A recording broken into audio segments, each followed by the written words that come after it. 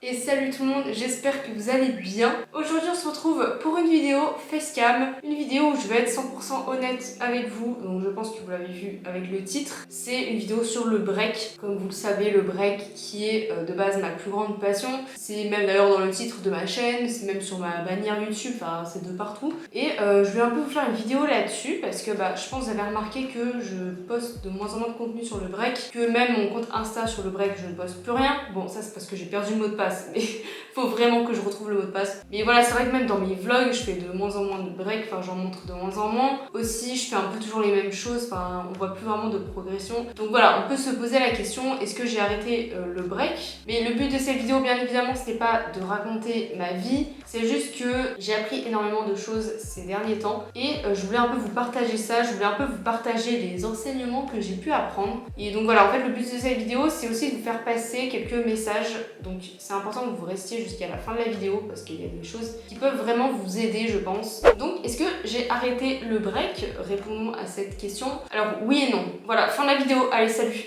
Non, en vrai, plus sérieusement, il y a un moment où j'ai pris la décision d'arrêter le break. Pourquoi? Donc là, je vais vous expliquer un petit peu les différentes raisons. C'est pas si vieux que ça, hein, c'est genre en mai, ouais, je crois en mai ou en juin. Alors déjà, la première raison, c'est le manque de temps. Donc c'est vrai qu'au début de l'année, de à peu près octobre à février, j'allais très souvent au club de danse. J'y allais genre 3 fois par semaine, je faisais des entraînements de 2 heures, voire 3 heures. Enfin, j'y allais vraiment très souvent, j'étais vraiment hyper motivée. Aussi le fait de s'entraîner avec d'autres gens, d'avoir un prof, d'avoir une grande salle, surtout qu'on avait vraiment du matos adapté, on avait un sol super bien, on avait un lido et tout.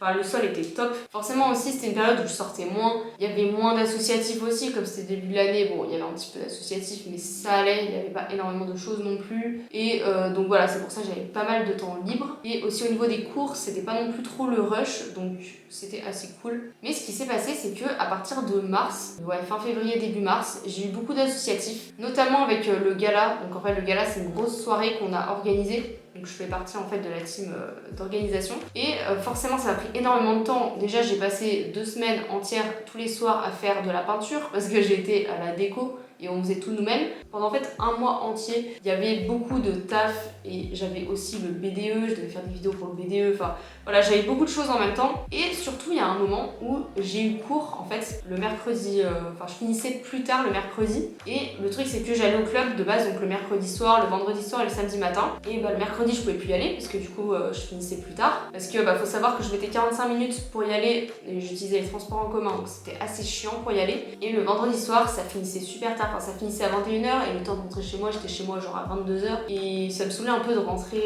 à 22h, sachant que j'y allais pour 1h30.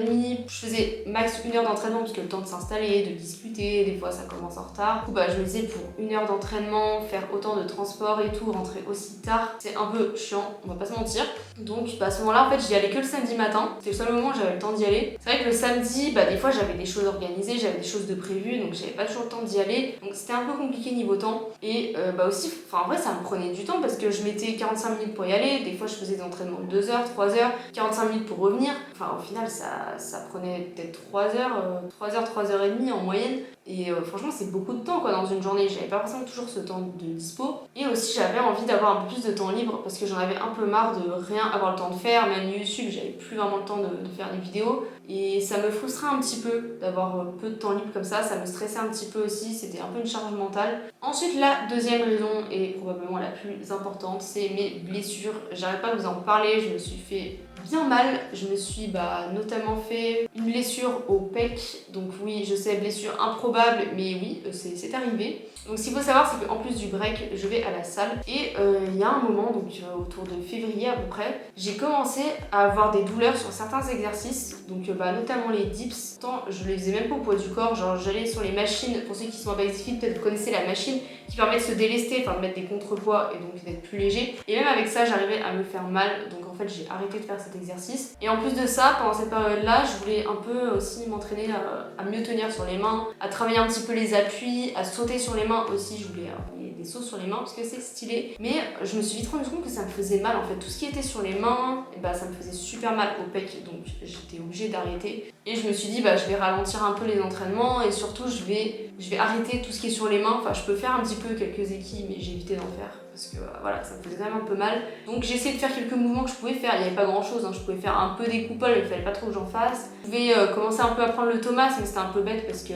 en vrai j'ai un début de Thomas, j'ai presque un tour. Enfin, j'avais presque un tour, mais commencer à prendre 20 000 exercices en même temps, enfin 20 000 mouvements en même temps, c'est un peu inutile. C'était un peu compliqué, donc au final, je crois que je me suis quasiment pas entraînée parce que vraiment c'était compliqué. Aussi, j'avais mal au psoas, et en fait c'est un muscle qui est énormément sollicité en coupole parce que en fait on a toujours les jambes écartées et on doit tirer. En fait vraiment avec ma jambe droite je tire tout le poids de mon corps, et là c'est le psoas qui travaille en fait sur ce mouvement. Donc forcément, surtout que je me retrouvais à faire des coupoles pendant super longtemps. Franchement, des coupoles j'en faisais pas 2 par séance, j'en faisais au moins 50 par séance quoi. Et justement à partir de ce moment là, quand j'allais au club, en fait à chaque fois que j'y allais le lendemain, enfin même pendant 2 jours, j'avais super mal, que ce soit au psoas mais surtout au pec, j'avais super mal, genre je pouvais à peine m'allonger. Et c'est vrai qu'à un moment je me suis dit bon, il faut vraiment que je fasse quelque chose. Donc, je me suis dit ok, pendant une semaine je m'entraîne pas, j'arrête de faire du break pendant une semaine, le temps que ça se remette. J'ai fait ça et ça n'a servi absolument à rien. Mes douleurs sont revenues à partir du moment où j'ai repris,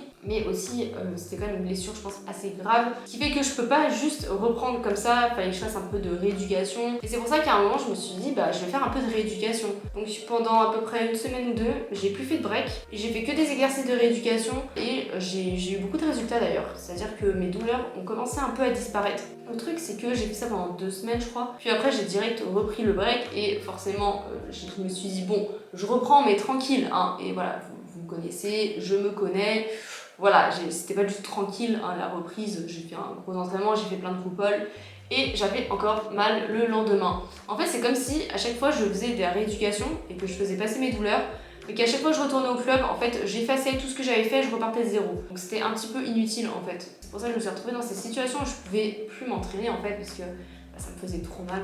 Et le truc c'est que cette douleur, je la traîne depuis tellement longtemps, je la traîne depuis février. On est actuellement le 9 juillet et j'ai encore mal, donc voilà, il y a un moment je pensais que c'était passé, je sais pas trop comment la faire passer. Je pense que je me suis fait une déchirure, alors enfin une déchirure je sais pas. Petit update, ce n'est pas du tout une déchirure au pec, je suis allée chez le kiné et en fait c'est juste mes côtes, en gros j'avais une côte de bloquée mais c'était vraiment au même endroit quoi. Et du coup voilà, là le kiné me l'a remise donc ça devrait guérir, là j'ai encore un petit peu mal une semaine après. Mais voilà, on croise les doigts, ça devrait passer. C'est vrai que j'aurais dû aller chez le médecin plus tôt. En fait, ce que je voulais faire, c'est que je voulais aller chez le kiné. Et le truc, c'est que pour aller chez le kiné, il faut d'abord aller chez le médecin parce que tu peux pas aller direct chez le kiné. Je comprends pas pourquoi d'ailleurs, je trouve que c'est hyper mal fait. Sauf que les seuls médecins en fait qu'il y a à côté de chez moi à Rouen, c'est SOS médecin. Donc c'est le truc que tu vas vraiment si t'es hyper malade ou tu vas si t'es pas bien. C'était un peu compliqué de prendre rendez-vous, surtout que tu peux pas prendre rendez-vous à l'avance. Tu peux prendre rendez-vous que dans la journée. Tu dois appeler hyper tôt le matin parce qu'ils sont toujours blindés. Du coup, je me suis dit, bah en vrai, il reste à peu près un mois avant que je rentre chez moi à Lyon.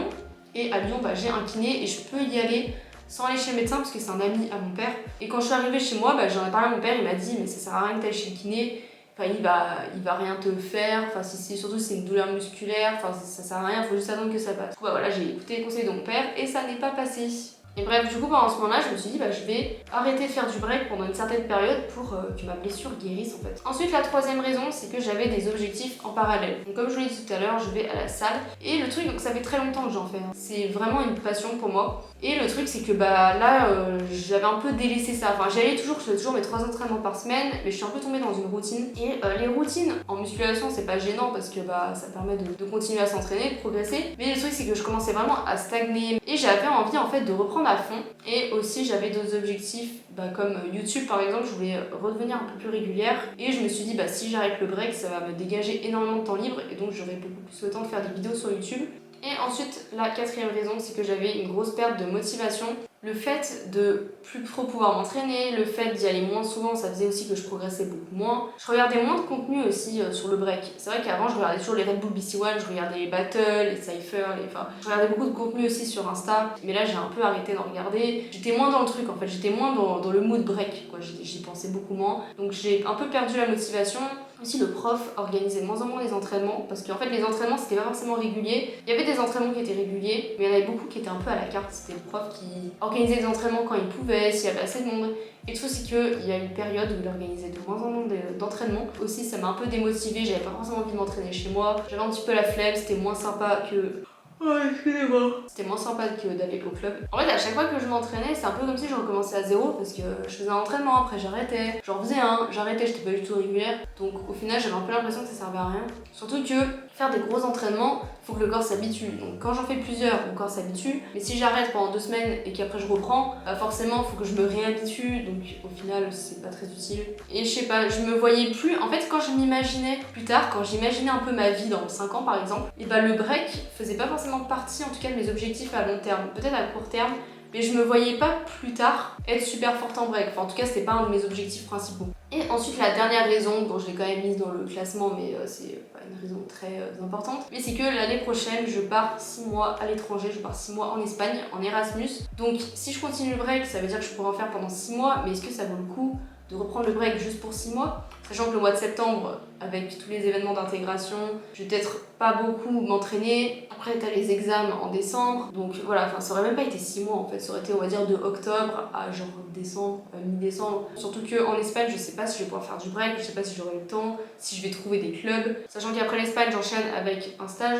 Et en plus en 5e année, pareil, j'ai 6 mois de stage. Voilà, je sais pas trop ce que je vais pouvoir, si je vais pouvoir continuer, donc ça joue aussi un petit peu. Bref, tout ça a fait que je me suis dit que j'allais faire une pause dans le break et que j'allais arrêter pendant une certaine période. Je savais pas si c'était pour toujours, mais en tout cas que j'allais arrêter. Et du coup, ça a été assez difficile d'arrêter le break. Pourquoi ? Bah parce que en fait, j'étais énormément attachée à mes performances et j'avais peur en fait de perdre ce que je savais faire. J'avais peur de plus savoir faire la coupole, de plus savoir faire ce que je savais faire. J'avais construit une partie de mon estime de moi sur mes performances. Si je savais plus faire la coupole, si je savais plus danser en fait, c'est comme si je perdais un peu une partie de mon estime de moi. C'est un peu bizarre dit comme ça, et j'en ai même fait des cauchemars où je rêvais que je ne perdais, que je savais plus tenir sur les mains, et genre je le vivais vraiment comme une humiliation en fait, comme une honte. Et c'est pour ça que ça a été très difficile, et j'avais vraiment trop peur de tout perdre. J'avais l'impression que j'allais plus avoir de valeur en fait si je savais plus faire toutes ces choses-là. Je sais pas s'il y a des personnes ici qui pratiquent un sport assez souvent, qui commencent à avoir un peu un bon niveau. C'est vrai que faut faire gaffe aussi de pas trop dépendre de ses performances. C'est vrai que j'en parle un petit peu dans ma vidéo sur l'exigence envers soi-même. C'est bien de construire son estime de soi sur quelque chose qui dépend de nous, sur le sport. Faut pas non plus trop s'y attacher parce que le jour où on perd ça en fait,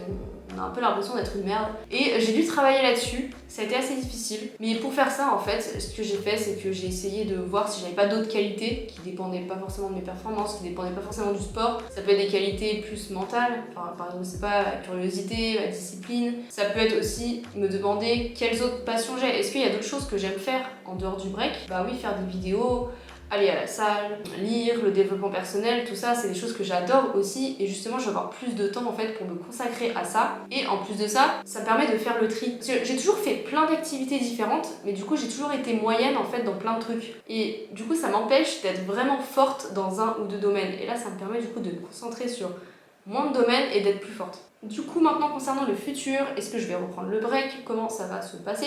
Alors là, en ce moment, je vous avoue que j'ai envie de reprendre le break, ça me manque un petit peu. Peut-être à la rentrée à partir de septembre. Je pense que je vais attendre d'aller chez le médecin et même chez le kiné pour voir par rapport à ma blessure parce que j'ai toujours mal. Et je vais essayer de reprendre d'ici septembre. J'aimerais bien quand même reprendre même fin août.